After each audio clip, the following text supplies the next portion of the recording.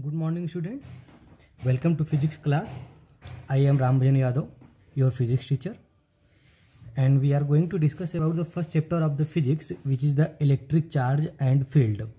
And in previous video, we have already learned about the different topics of that particular chapter, which are the charge and which is the Coulomb's force and so on. So at once we going to revise all these previous topic to a fast way.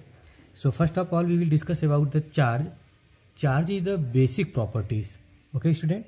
Charge is the basic properties of any object. We know that any object is made by the basic unit is the atoms, and atom has the two different parts. One is the nucleus, in which the proton is the present, and their outer orbits where is the electrons. And electron and proton both have the charges. Proton have the positive and as well as electron have the negative charge.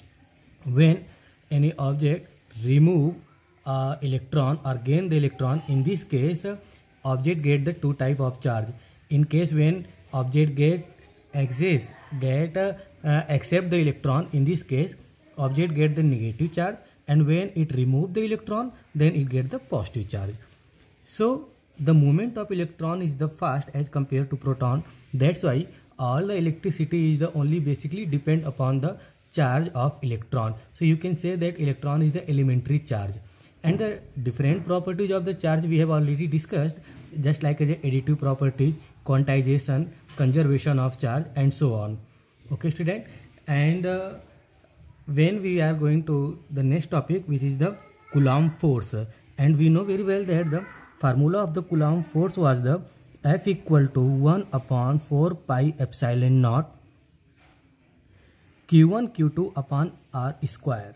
Coulomb force is the force which is present in between the two charges. So there are the two charges Q1 and Q2, and the distance between them is the R. Then Coulomb force will be the Q1 Q2 upon R square. It's follow the inverse square law, where 1 upon 4 pi epsilon naught, this is the constant, which value is then 9 into 10 to the power 9, and its unit will be the Newton meter square per Coulomb square.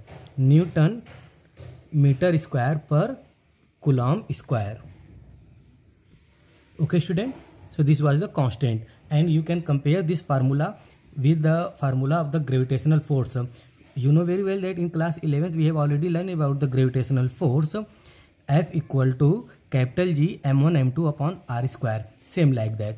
Okay, student. And after that we have learned the system of the charges and the force due to the system of charge. When the number of charge in present in a particular system, then the overall what will be the net force over that particular any different type of charge. So this will be, you can find out with the help of the vector formula.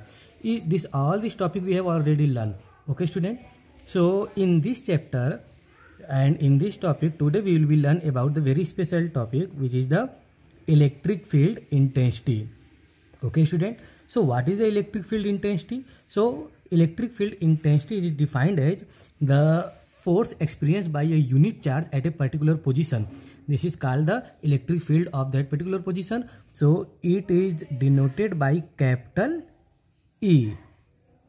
So electric field, it is defined as force per unit charge, and it is the also vector quantity. And you know very well, force is the vector and electric field is also vector quantity, where charge is the scalar quantity. So its unit will be the very simple, and according to the force its unit will be the Newton per Coulomb. Okay, student. So electric field can also be defined as when a charge create a field, and when we keep another charge in that particular field, so this charge experience the force. So electric field is defined as the how much force this charge means this is the test charge, where we are going to test the force, and the field created by that particular charge, which is called the source charge. Okay, student. So force experienced by this test charge Okay, when it divide by that particular charge, then you can find out the value of at that particular position. Okay, student. So if this distance is the r, okay, so you can also, you know very well, the positive charge and negative charge. There are two types of the charge. So electric field always move outward from positive charge, and electric field always comes towards the negative charge. This is the properties of the charges and the properties of electric field lines. Okay, so electric field force per unit charge, and you know very well the formula of the force is according to the Coulomb's law, F equal to 1 upon 4 pi epsilon naught Q of the source charge, Q of the test charge, and divide by the test charge. So test charge will be cancelled, then this is the force only, and when you will be keep this formula, this value in this formula, so you can find out the value of electric field also, 1 upon 4 pi epsilon naught Q and upon test charge Q. Then this Q will be cancelled, then you will get the value of electric field, which will be the 1 upon 4 pi epsilon naught Q, okay, upon R square, that's all. Okay, so this is the formula of the electric field intensity, Q upon R square, where R is the source charge and R is the distance from the source charge of that point where we want to find out the value of electric field. So this is the formula of the electric field, and it is the vector quantity, you know very well. So in a vector form you can also write here E equal to 1 upon 4 pi epsilon naught, Q is the scalar quantity, and R square, and you can multiply the vector r cap, and you know this is the r cap, it is the unit vector, its value is the 1.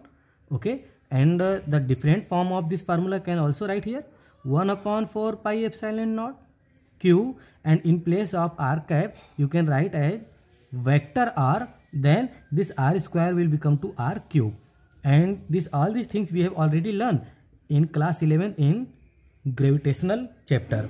Okay, student. So electric field due to the point charge, their formula is this. In coordinate system you can also see here, this is the source charge and its position vector is the r1, this is the test charge, its position vector is the r2, and this is the vector direction, this is the position vector. So what will be the value of this? This is the r naught, and you know very well that r naught will equal to r2 minus r1. So you can keep this value in this formula, okay, and you can find out the value of electric field in vector form is E equal to 1 upon 4 pi epsilon naught Q, r naught is in vector form upon square of r naught. This is the formula of electric field. Okay, student. So this is the formula of the electric field due to the point charge. What happens when in case of the number of charges in a system? So electric field due to the system of charge.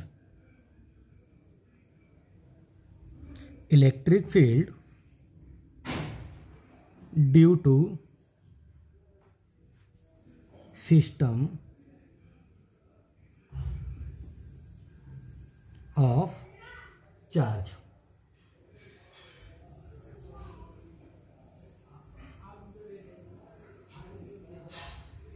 System of charge.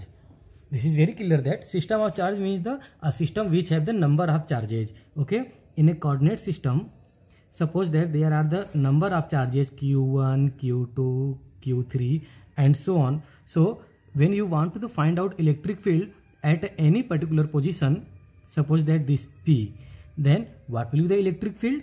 So first of all, if the distance of each charges is different, such like that r1, r2, r3.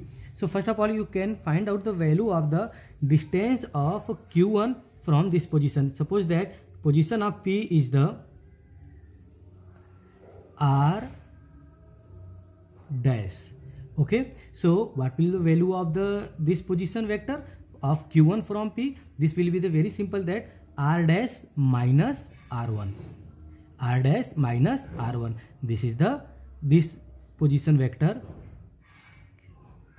r.